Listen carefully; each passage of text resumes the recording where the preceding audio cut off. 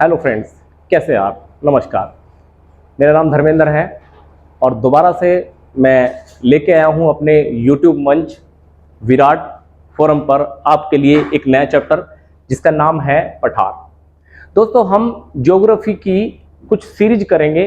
जैसे इससे पहले मैंने आपको ज्योग्राफी का एक चैप्टर पढ़ाया था, भारत की नदियां। उसी तरह से आज हम चैप्टर पढ़ेंगे भारत का पठार, भारत के प्रमुख पठारों के बारे में पढ़ेंगे और इसी तरह की सीरीज हम आगे कंटिन्यूटी में रखेंगे। उसके बाद मैं अगली सीरीज को बताऊंगा कि मैं क्या करने वाला हूं। तो आज हम पठार के बारे में पढ़ेंगे।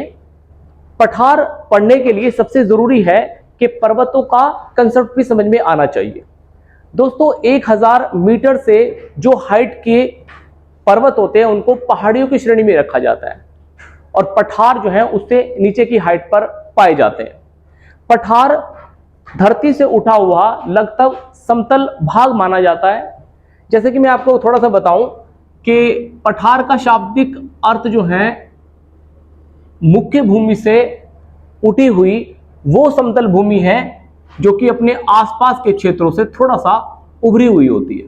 इस तरह से ये बिल्कुल ऐसे ही है जैसे हमने एक प्लेट को उल्टा करके रख दिया हो। इसके आसपास की भूमि नीचे की तरफ होती है और जो इसका मध्य भाग है वो ऊपर उठा हुआ होता है। कई सारे पठार भारत के अंदर जो है वो खनिजों का भंडार भी माने जाते हैं। इन पठारों के अंदर वास्तविक रूप से हम देखते हैं कि आर्थिक रूप से ये संपन्न पठार माने जाते हैं। सबसे पहले हम बात करेंगे पठारों के दो तरह के स्थिति में हम पठार को देखते हैं। पठार दो बलों से उत्पन्न होते हैं। पहला बल है अंतर्जात बल और दूसरा बल है बहिर्जात बल। अंतर्जात बल वो बल होता है जो पृथ्वी के अंदर से काम करता है और इस बल के द्वारा अंतरा पर्वतीय पर्वत, तटीय पर्वत, पादीय पठार, गुंबददार पठार पैदा होते हैं। दूसरी कैटेगरी हमारी बहिर्जात बलों की है जिसके अंदर जलीय पठार, वायव्य यानी वायु से निर्मित पठार, हिमानी से निर्मित पठार और ज्वालामुखी से निर्मित पठार शामिल किए जाते हैं। अगर हम अंतर्जातीय बलों की बात हम करें तो हम पाएंगे कि अंतर पर्वतीय पठार वो पठार है जिसके चारों तरफ, जिस पठार के चारों तरफ पर्वतों का घेराव होता है। इस तरह का क्वेश्चन रेलवे में कई बार आया हुआ है कि वो पठार कौन सा है जिसके चारों तरफ पर्वत होते हैं। तो ऐसे पठार क्या कहलाते हैं? अंतरा पर्वतीय, और उनकी कैटेगरी क्या बताएंगे हम? अंतर्जात बल द्वारा वो निर्मित होते हैं। तटीय पठार तटों के हिस्सों में मिलते हैं। पर्वत पादीय का मतलब है पर्वतों के पैरों में, यानी जहां पर पर्वत होते हैं उनके नीचे ही ये पठार पाए जाते हैं। ऐसे पठार क्या कहलाएंगे? पर्वत पादीय। गुंबददार पठार गुंबद के आकार का होता है, जैसे कि आप ऐसे मान सकते हैं कि इस तरह से उठा हुआ एक गुंबद हो सकता है। बहिर्जात बल जो पृथ्वी के अंदर से बल काम करता है, उसके अंदर हमारे जलीय पठार यानी जल से निर्मित, जल द्वारा जो मिट्टी लाई जाती है और इकट्ठी की जाती है उससे पठार बनते हैं। और उसके बाद वायु यानी वायु से जो पठार निर्मित होते हैं, वायु से जो मिट्टी लाकर इकट्ठी की जाती है उससे पठार बनेंगे। फिर हिमानी से है और ज्वालामुखी क्रियाओं से बनते हैं पठार। जैसे भारत में एक सबसे बड़ा पठार है दक्कन का पठार जो कि ज्वालामुखी क्रिया से निर्मित होता है। ठीक है, तो दोस्तों अब हम उत्तर भारत के कुछ पर्वतों के बारे में बात करेंगे। सबसे पहले हम मालवा के पठार के बारे में बताएंगे। मालवा का पठार जो है वो एमपी और महाराष्ट्र तक विस्तरित है। इस पठार के ऊपर केन, बेतवा और चंबल जैसी नदियों का विस्तार है। बेतवा और चंबल जो उत्तरी भाग में बह रही हैं इस पठार के, वो बीहड़ और खड्डों का निर्माण करती हैं। साथ ही मालवा पठार पर लाल और काली मिट्टी का विस्तार पाया जाता है।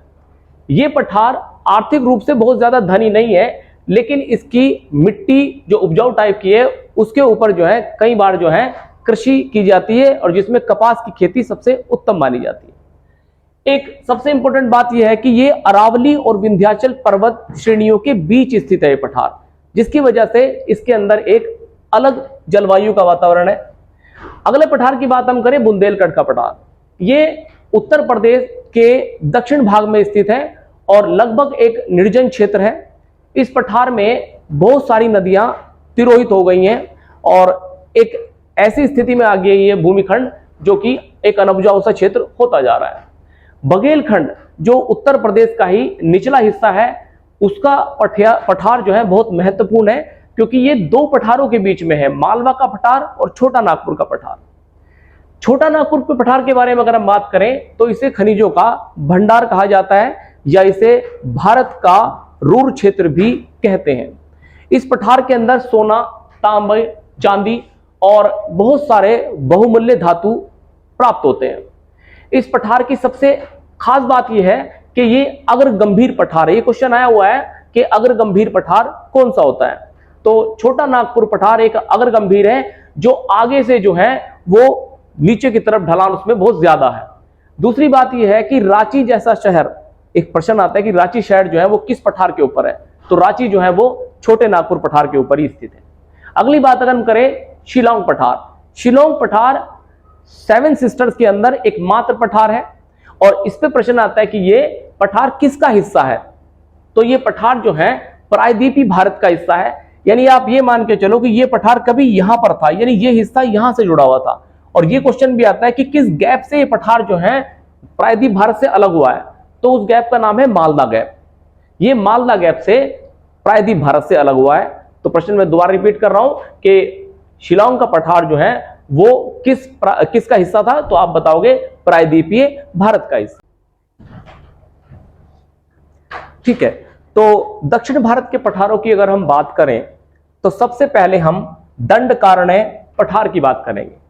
दंडकारण्य पठार एक ऐसा पठार है जो आंध्र प्रदेश, उड़ीसा और छत्तीसगढ़ 3 स्टेट में विस्तृत है। इस पर कई बार प्रश्न आया है कि दंडकारण्य क्षेत्र जो है वो इनमें से किन राज्यों में है, तो दंडकारण्य क्षेत्र का मैं दोबारा से रिपीट कर रहा हूं, आंध्र प्रदेश, छत्तीसगढ़ और उड़ीसा।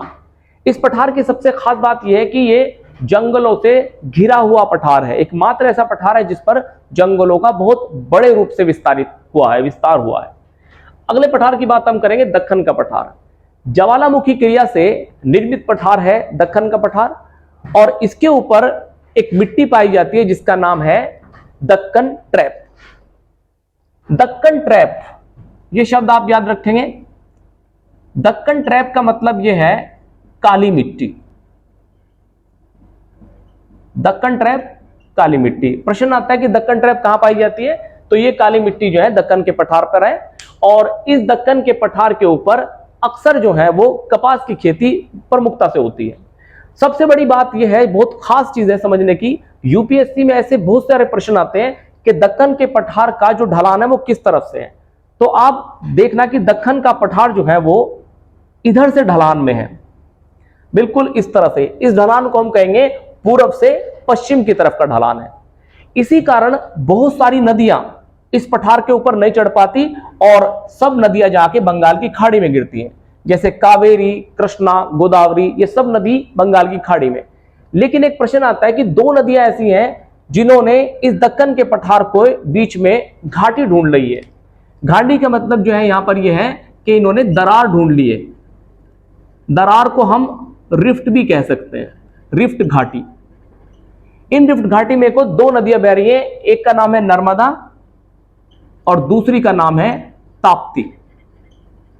यही 2 मात्र नदियां हैं दक्षिण भारत में जो अपनी उल्टी दिशा में बह रही हैं, और बहते हुए कहां गिरती हैं, अरब सागर के अंदर।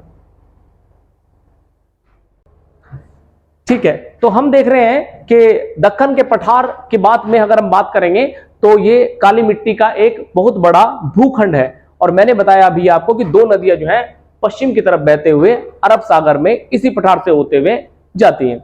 अब अगले पठार की अगर हम बात करें तो तेलंगाना का पठार है। तेलंगाना का पठार पे 2 खास बात है, एक तो सिकंदराबाद और हैदराबाद। पूछा जाता है ये किस शहर के ऊपर स्थित है, तो आप हमेशा बताएंगे कि तेलंगाना पठार के ऊपर सिकंदराबाद और हैदराबाद स्थित है। कई बार प्रश्न ये भी आया हुआ है जो आपको नक्शे से पता चलेगा कि तेलंगाना पठार किन 2 पठारों के मध्य स्थित है, तो आप बताओगे कर्नाटका का और दक्कन का पठार के बीच में कौन है, तेलंगाना का पठार। अगली बात हम करेंगे कर्नाटका के पठार की। कर्नाटका का पठार भी आर्थिक रूप से बहुत ही धनी क्षेत्र माना जाता है। यहां पर सोना, तांबा, चांदी, पीतल जैसी अनेक धातुएं हैं। एक बड़ी फेमस खान है यहां पर, कंदरेमुक्की खान। कंदरे मुख खान। विश्व प्रसिद्ध खान है ये, जिससे जो है लोहा निकाला जाता है। एक और खान है या एक पहाड़ी है बाबा बूदन। बाबा बूदन की पहाड़ियां भी कर्नाटक में स्थित है और यहीं से जो है बड़ी मात्रा में जो है लोहा निकाला जाता है और ये लोहा जो है जापान को निर्यात किया जाता है भारत से। तो कर्नाटक का पठार भी जो है एक बहुत बड़ा आर्थिक रूप से भारत को लाभकारी पठार है। तो इस तरह से आज हमने जो है पठार के बारे में पढ़ा। और फ्रेंड्स, मेरा पढ़ाया हुआ आपको कैसा लगा है? पठार में अगर से संबंधित आपके कोई भी प्रश्न हो तो कमेंट बॉक्स में जरूर कर दीजिएगा। और हाँ, मेरे इस वीडियो को शेयर, लाइक और कमेंट्स करना न भूलें। धन्यवाद।